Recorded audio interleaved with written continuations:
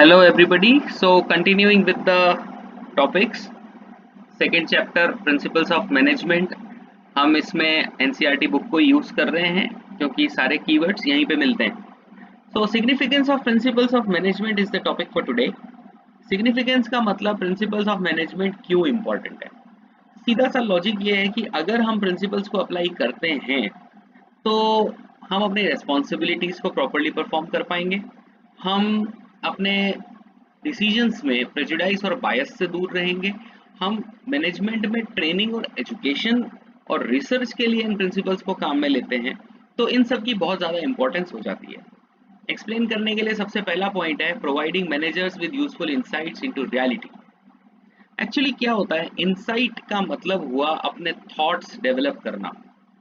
तो थॉट कब डेवलप होता है, जब एक पर्सन एक सिचुएशन में आता है, वर्ल्ड की सिचुएशन में क्या हो रहा है, वो उसके साथ जो सिचुएशन है उसके साथ अपने नॉलेज को अप्लाई करता है और फिर वो समझता है कि मैनेजमेंट कैसे करना है ना.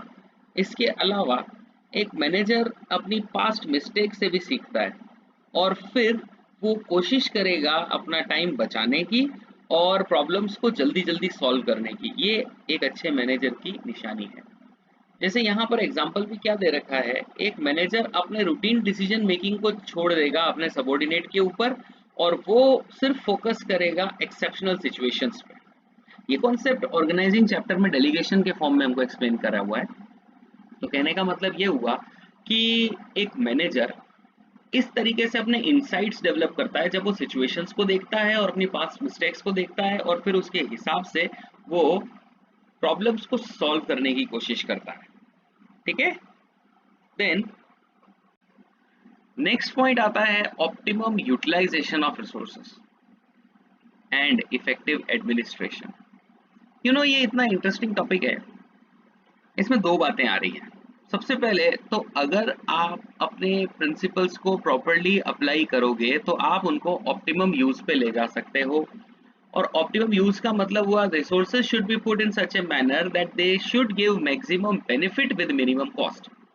तो प्रिंसिपल्स जो हैं वो मैनेजर्स को समझाते हैं कि वो किस तरीके से अपने प्रिंसिपल्स को अप्लाई करेंगे जिससे कि वो वेस्टफुल एक्टिविटीज को नहीं करेंगे और वो अपने मैनेजमेंट को ज्यादा कॉस्ट इफेक्टिव मैनर में परफॉर्म कर पाएंगे. ठीक है.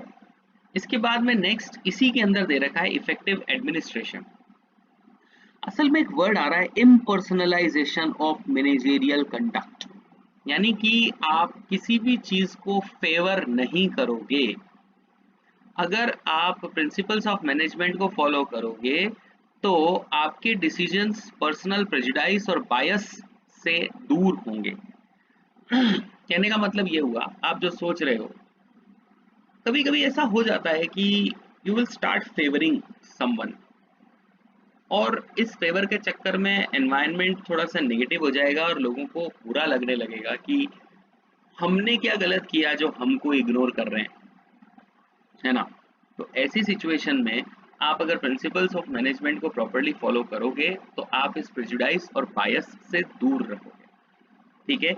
जैसे अब एग्जांपल यहाँ पे दे रखा है कि अगर आप एनुअल बजट बना रहे हो तो आप पर्सनल प्रेफरेंसेस के बजाय ऑर्गेनाइजेशनल ऑब्जेक्टिव्स को फोकस करते हुए और फिर अपने बजट्स को बनाओगे.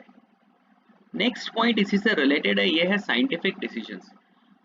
क्योंकि आपके डिसीजंस जो हैं वो थॉटफुल हैं, जस्टिफाइबल टर्म्स पे बेस्ड हैं, तो ऐसे केस में वो रियलिस्टिक होंगे और वो इवैल्यूएशन के और मेजरमेंट के अकॉर्डिंग होंगे.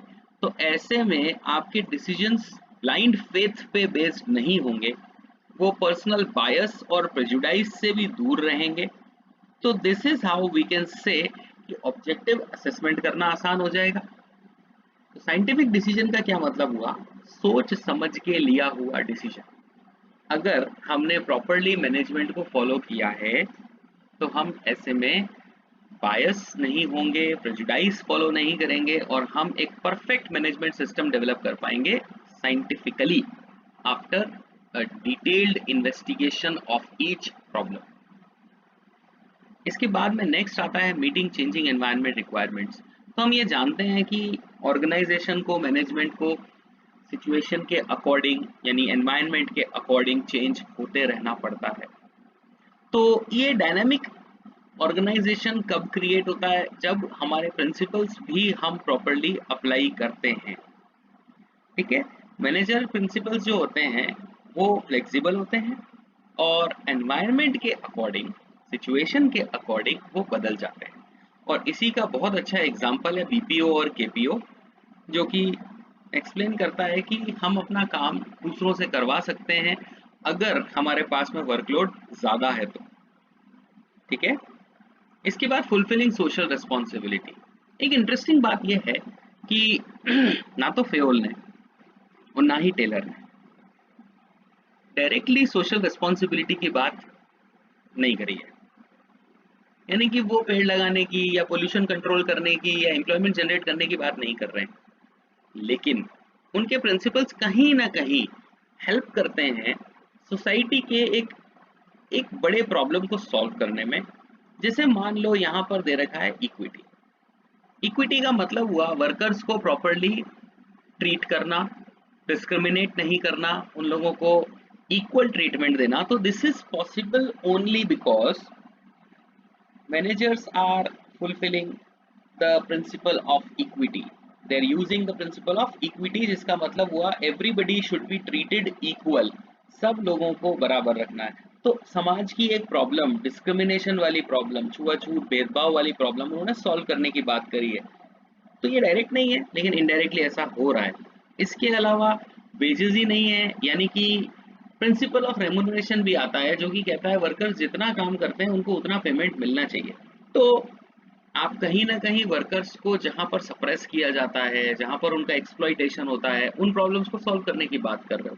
तो इनडायरेक्टली से ही फेओल और टेलर दोनों ही सोशल रिस्पॉन्सिबिलिटी को पूरा करने की बात कर रहे हैं। इसके बाद में आ जाता है लास्ट पॉइंट है management training education and research. तो ये पॉइंट सिंपली ये बता रहा है कि अगर आपको मैनेजमेंट पढ़ना है, यानी अगर आपको मैनेजमेंट इंस्टीट्यूट्स में एंटर भी करना है, तो आपको प्रिंसिपल्स को स्टडी करना पड़ेगा। आप अगर कोर्स करते हो एमबीए या बीबीए जैसे, तो ऐसे में आप लोग को प्रिंसिपल्स ही पढ़ाए जाएंगे और ये उनके करिकुलम का बहुत इंपॉर्टेंट पार्ट है। इसीलिए हम ये कह सकते हैं कि अगर मैनेजमेंट की ट्रेनिंग करनी हो, मैनेजमेंट में स्टडी करनी हो या मैनेजमेंट में रिसर्च करना हो, तो प्रिंसिपल्स ही हैं जो कि एक मैनेजर को अच्छे से गाइड करते हैं और अच्छा मैनेजमेंट करने के लिए तैयार करते हैं। So these are the points of significance of principles of management. Thank you so much.